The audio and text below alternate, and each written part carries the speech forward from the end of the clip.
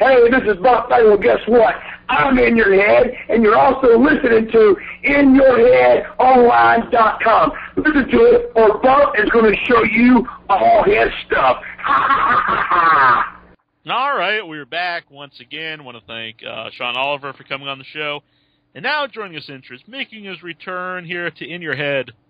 He's one of the most famous gaijin of Japan, former arm wrestler, part of the NWO, IWGP champion, and he's a very scary man. We have Scott Norton on the line. How you guys doing tonight? Doing well. Doing good. Yeah. Doing good? Yeah. Well, I'm glad everybody's all right. Yeah. Let everybody know if you guys want to call in tonight. It's 508-644-8503. Ask Scott a question yourself.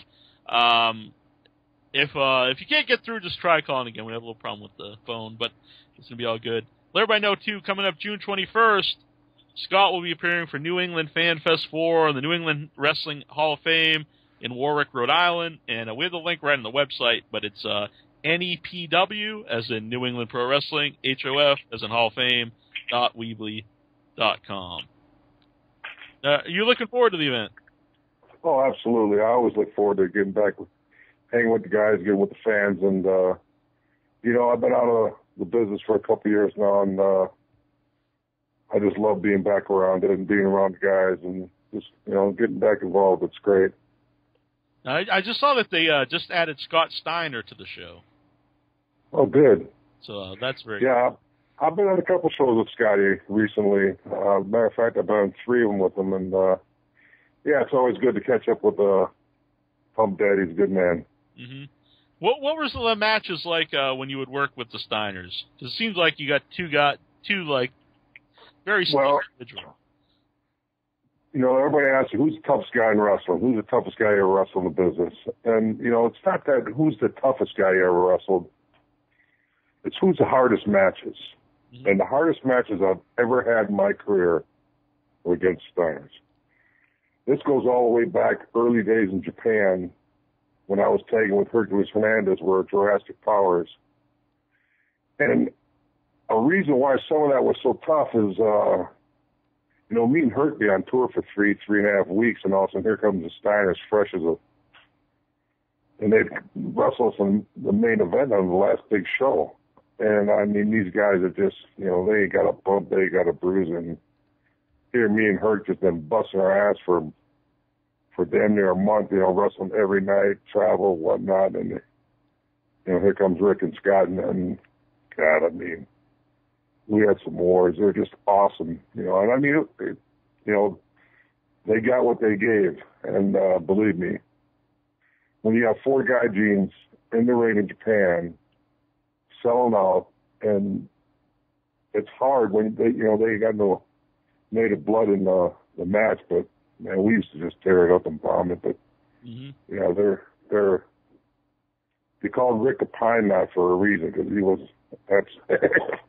they're just a couple tough badasses. Yeah, and I always thought, and sometimes people don't really talk about this. They might name other wrestlers, but I always thought the Steiners were really guys that were really influential in like the modern style in America, because they were the first guys who were doing the big throws, big suplexes, and the stiff clotheslines in America. Would you agree with that?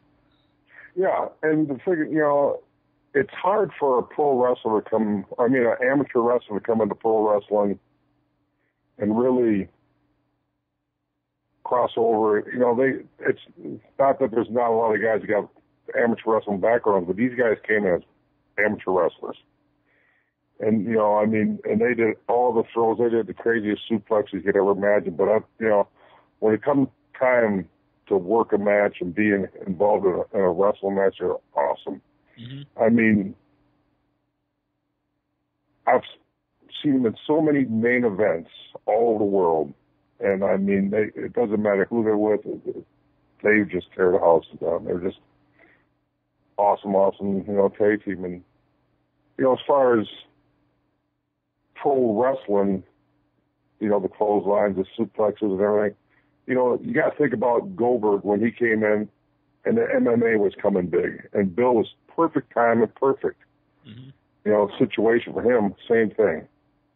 So, I mean, because he used a lot of MMA stuff, and, you know, he was pretty much along those lines, and same with Steiner. So, yeah, they're awesome. Yeah, there are people who will say Goldberg isn't quote unquote good worker or whatever, but I've always thought everything he did looked really believable. Looked like he was, killing the guy. It was very impactful. The spear is probably the most copied move of like the last, 10 years, 15 years. And I just thought he was great, and people loved him. So that's what. Oh man, you could tell when you're in the ring with the guy what the fans and what's going on. I mean, the buzz. Mm-hmm. And when you're in the ring with Bill, I wrestled in Chicago United Center, and I'm telling you what, it was almost blinding.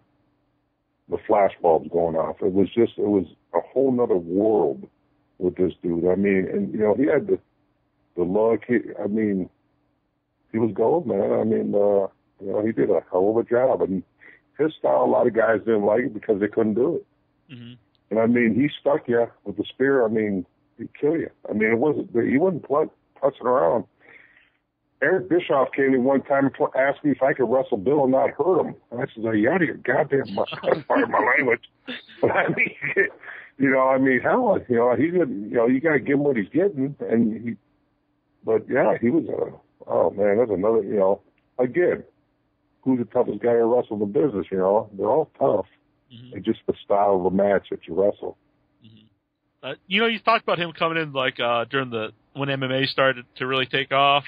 I suppose you would have been in Japan when like the early days of MMA before it really took off, but it started to like become a thing. Right. Did you ever involved in any of those? Some of like the shoot promotions or anything like that? I was approached over there by New Japan, wouldn't let me get involved. Matsushita wanted me to go bad, and but New Japan, Inoki wouldn't. He didn't want to have nothing to do with it. They would give me a big push and getting it going. But when Pride started big over there in K1, and then they started coming over into pro wrestling, because it got huge, and the early stages of that was brutal. So, there's a guy over there named Takayama. I don't know if you're familiar with some of the MMA guys over there, but yeah, he's the guy that fought Don Fry, and that's basically they're just them punches. He grabbed each other by the back of the hair, and they threw punches till one of them died. And I wrestled him a number of times, and that's another dude, man. Just a nightmare, but what a great talent he is. Mm-hmm. I mean, and that transition period right there where they're trying to really push the shoot fight into pro wrestling, because, New Japan was known for their strong style, and I mean, those wars, man, there were some things going on that they'd bring some Russians that didn't know their ass from a hole in the ground, brother. I'm telling you, man, it would be war. We had some good times with that. Mm-hmm. So if it would have been like earlier in your wrestling career, and MMA would have been like real big, would that have been something you would have pursued? Yeah, yeah. I think so, because I mean, I can only tell you what I know and what me personally, and I mean, I was so powerful. I mean, I understand a well-trained athlete, but back in those days, as far as the shoot fight and the submissions, and it's much more of a technical thing now, the jiu-jitsu and all the ground game, but back then it was bombing. And I could bomb. I could definitely go on, Yeah, I mean, if a guy like Tank Abbott could be successful for a lot of years, mm-hmm. I think I would have, maybe, I definitely would have thrown my hat in the ring. But I started wrestling when I was 30. I was late to come in the business, and if I'd have been in my 20s, got some training, I think I might have been done pretty good over there. Mm-hmm. You mentioned guys. What was that? Pardon me? I was just going to say quick, and then we'll get to wrestling. But you mentioned guys like Tank Abbott, and I do think, like, in the early days of UFC, it was really like tough guys or guys from all different things would, it really was mixed martial arts. It was to see which was better, karate guy or fighter. Now it's pretty much guys trained specifically for MMA. It's kind of like its own thing, so it's a lot different. Sure. Than it was. Well, I mean, these guys are they're the best trained athletes in the world. I mean, they work their asses off. And the thing with, UFC's got going on Dana White, the best fight the best. You don't sidestep in the way. It's not like Floyd Mayweather, it's ditching and dodging anybody he wants. These guys fight the best of all. If you ain't ready, you're done. Mm-hmm. And I mean, they're successful. They are for a reason because they got the best product. I mean, it's Super Bowl Sunday every time. So they're doing well with that. Mm-hmm. Intro, did you have a question from the message board? I had one of my own I'd like to ask. Have you watched AMC's Game of Arms show? I did, and I started out and I thought it was just a typical, the reality TV show where they're trying to, poor me, this guy's got choked out in the garden hole or whatever the hell. And then, I started watching a little bit more of it, and a couple of Fisher was in there. I've been around him a number of times for years. He was back in the day when I was doing it. I mean, I love that. I mean, when I walked away from professional arm wrestling, was in my 10th year pro, I was absolutely at my peak. I mean, I was running it over. And I mean, I loved it. It was something I wanted to come back to when I left pro wrestling.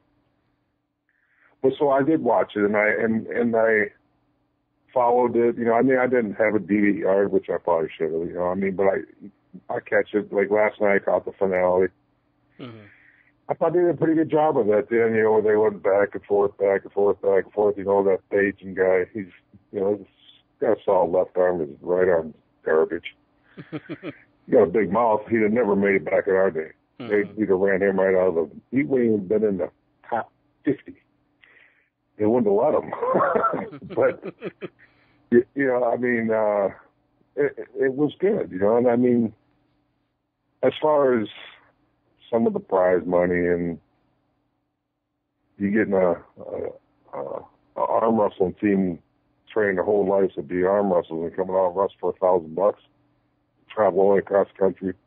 Mm-hmm. I found that kind of, but I think their second and third season will be a lot better. Yeah. Is that something you'd like to take part in? Well, I'm not, I mean, I got too many injuries. I pulled both biceps, tore both triceps, so it's something I can't get back into. That's, that's something I really wanted to do. I'm still in the gym. I mean, my arm wrestling days are definitely behind me. In my day, shit, I'd have loved it. I mean, it'd have been somebody, and to be honest with you, the best arm wrestlers weren't on that show. Yeah. There's a zillion guys. There's a lot of unbelievable arm wrestlers that won't even, took part in that. I mean, and, you start with Brzenk. I mean, Johnny Brzenk, he tore that thing apart in probably every class. So I'll bring up, too, at the New England Pro Wrestling Hall of Fame and FanFest, X-Pac and Scott Hall will be there, former members of the NWO. And what was it like being part of the NWO when, it was really like just this big thing, everyone's throwing trash in the ring? And whose idea was it for you to be part of the group? It was Scott and Kevin's. They're the ones that brought me in. And, being part of that was amazing. I mean, the biggest heel team all time. It was probably the most popular group of guys ever in pro wrestling. I mean, we took that thing to the limits. I mean, and Nitro was just exploding. Wrestling was exploding. I mean, it was absolutely the biggest thing in pro wrestling ever. So, I mean, being a part of it I was very grateful to be, right time, right place. We had a great group of guys being around it. being involved in it. Absolutely the best part of the business for me here in the States. Then when we took it to Japan, people really realized it was as big in Japan as it was here. I mean, it was absolutely went crazy there. And nobody really, you know, unless you're a hardcore wrestling fan, understands it. Now, what was the, you know, you said it was, because I don't know how big it was there either. I've seen pictures and stuff, but it was monstrous. Yeah. Did they look at the same way? Because here, like I said, they would throw trashes, but sometimes the NWO would be the most, like you said, the most popular thing.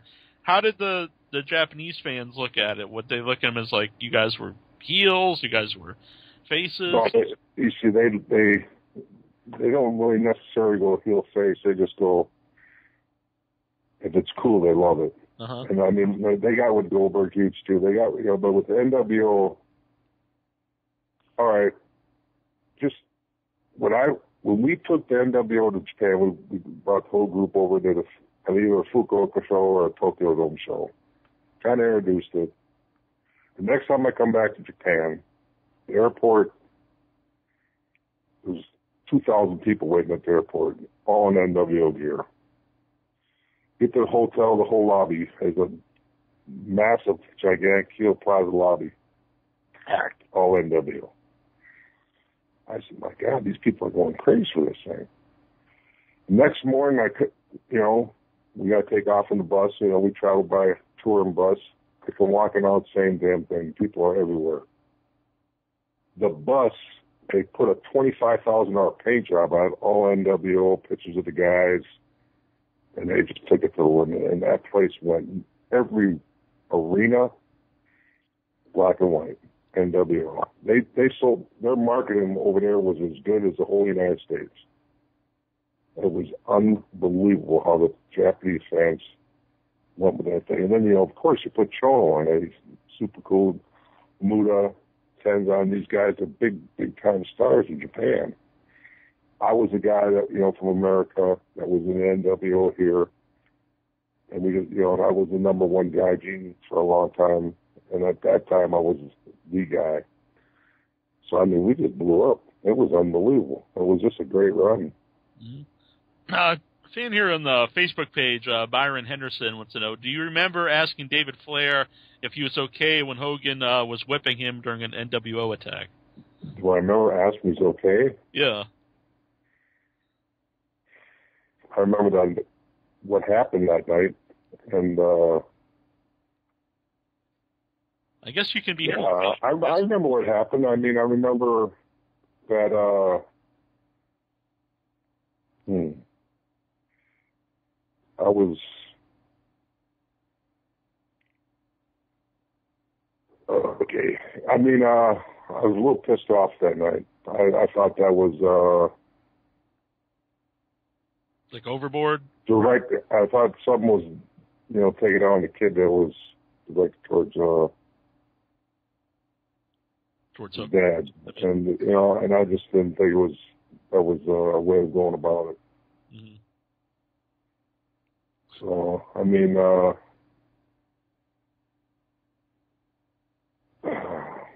kind of hard, you know, I really can't explain myself as far as what happened that night because I didn't agree with it. And I I thought, you know, they took it too far. Mm-hmm. And he wasn't necessarily like a regular. He really hadn't had matches. It was very green. Pardon me? And at that time, David really hadn't had like matches, and he wasn't necessarily like one of the. Well, he couldn't even get away. I mean, it was that was a brutal beating, and you got to promise him you face up to them man to man. You don't beat their kid up. Do you get along with Hogan? Yeah. I just, I'm not going to agree with everything that everybody does all the time, and that's one thing I didn't agree with. And I mean, I understand. I know for a fact in the locker room afterwards, that they wish that didn't happen, and they knew that they took it too far. Mm-hmm. So, and some things happen like that, and that's the way it is. So we got a caller on the line, 540 area code. What's your name and where are you calling from? Hi, this is Tricia Edwards. I'm calling from Salem, Virginia. Hello, Tricia. Do you have a question for Scott? Yes, I do. Hi, Scott. How are you doing? I'm doing good. How are you? I'm good. I was wondering if your book was out for release yet. Not yet. We're just so close to being finished. As a matter of fact, we're doing our last couple of finishing touches on it tomorrow, and we should be, it should be soon. We're just about done. Oh, that's awesome. Do you still have any of your stuff for sale or like a fan page site or anything? What I do is put stuff up for sales when I, like these appearances I do and stuff. I'll bring some NWO gear and stuff, but not really, We're doing a T-shirt and some stuff coming up here shortly, but after the book comes out and after, we start getting back out there again, that will start back up. Well, cool, because I'd love to get another picture of you if I could somehow. Okay, well, I'm sure we get that arranged. Okay. Thank you for calling in, Tricia. All right, thanks. Have a great night. Thank you, too. Bye. Let's ask one more question here from the message board. Changed Man from Ireland wants to know, is Buff Bagwell's reputation justified?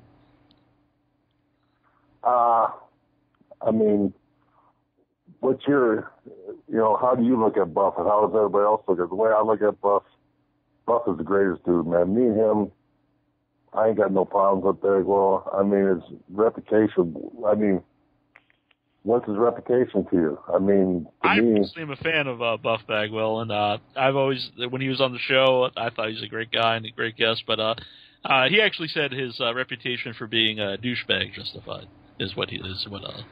Yeah, I understand it. And, sometimes Buff has a hard time getting out of his own way a little bit here and there, but, man, couldn't have a better partner.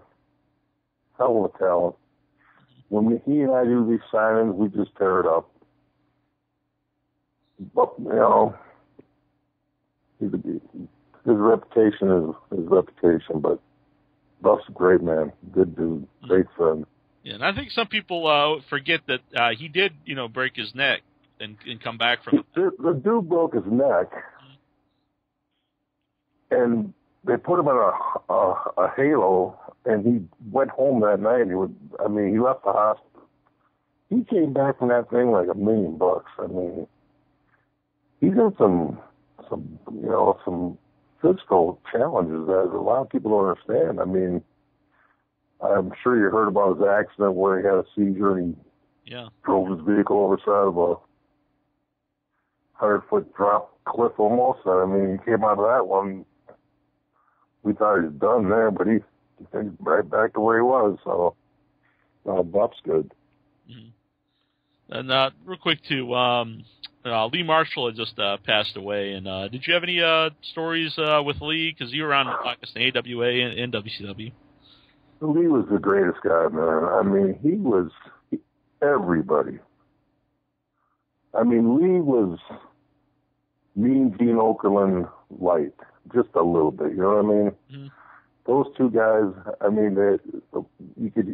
If Lee was talking and he was on the other side of the locker room, that radio voice coming at you. And he never had nothing but good things to say to you. Lee was just a great dude, man. And starting in the business, absolutely being the worst interviewer of all time. It was just frustrating. And he was just the most patient guy with you. Lee's a good man. I really, that's a shame. That's too bad, Everybody liked Lee. him and Bobby Heenan were great together. He was great in AWA. He was great everywhere he went. I mean, just a solid dude, and yeah, Lee was aces. Mm-hmm. We want to thank you for coming on tonight, and let everyone check out, we'll have the link right on the website, but coming up, New England Fanfest 4, New England Pro Wrestling Hall of Fame in Warwick, Rhode Island, June 21st, and there's a ton of people that's going to be there. During the day, it's a fan fest. You can meet and greet, get your autographs, get your photographs, and then at night, it's actually Hall of Fame, and they're going to induct a lot of people. And are you going to be there for the Hall of Fame? I think I will be. That's very cool. Now, I do want to ask you something, too, about the Hall of Fame itself, because I think it's cool they honor, a lot of real big-name talent, and then there's also, they also honor some of the guys that, I don't know the correct terminology, but like people call them enhancement talent. Yeah. Do you like that element of this Hall of Fame? I do. I mean, I'm going to tell you something. When you determine guys as enhancement talent, these guys just as talented and more talented than top guys. Mm-hmm. Some of these enhancement talent guys are so good that they elevate top dudes. I mean, without them, you're sunk. So listen, I don't look at guys like that. I don't call them enhancement talent guys. Yeah, I wasn't sure what. They're pro wrestlers, and no. That's fine that you do, because that's what that's the way it's. There's a lot of people that do that. A lot of guys call them jobbers, whatever, and that's BS. There's some guys out there just unbelievable. They can work their asses off. They're paid enhancement talent guys, and they make guys like Goldberg and the Steiners and all these top cats, man. I mean, no, I think that's great, and I think it's it's well deserved. Mm-hmm. Yeah, just last week we had Duke of Dorchester, Pete Doherty, on the show, and he had a 17-year career in WWF from 1973 to 1990, and I think that speaks highly of someone if you'd be there that long and on the road. And oh yeah, I mean, one of our favorite guests on the show is always George South. Has a lot of stories and a lot of people. I mean, you get guys that, man, he's out there, he's in there, and it's awesome. He's in the big time, working with the best. He's part of it. No, I mean, does he get the glamour or everything, But that's a great thing. They do what they're doing. And, I mean, you talk to some of these top dudes. I mean, Goldberg won. He's always went back to guys that he's wrestled to help him along and bring him up. And, because they hurried him along fast. I mean, Sting made a long run with Goldberg when he first started, and can't go on there because, I mean, that's a hell of a talent. He knows the business through and through. But I mean, there's guys that just are supreme talents and great workers, and they never get to go super, all the way to the top. I mean, I really think that's more important than that's great that they do that. Yeah, I agree. I think that really sets us apart from a lot of Hall of Fames, and I think it's something that should be recognized. I do, and I think that's I didn't know what they did, but I think that's awesome. Mm-hmm. I really, really do. That's a good thing. Very cool. Well, we thank you for coming on, and we'll talk to you sometime down the road. Okay, guy. I really appreciate it. You guys have a great evening. You as well. Okay. This is J.J. Dillon, the leader of the original Four Horsemen, and I advise you to tune in to InYourHeadOnline.com.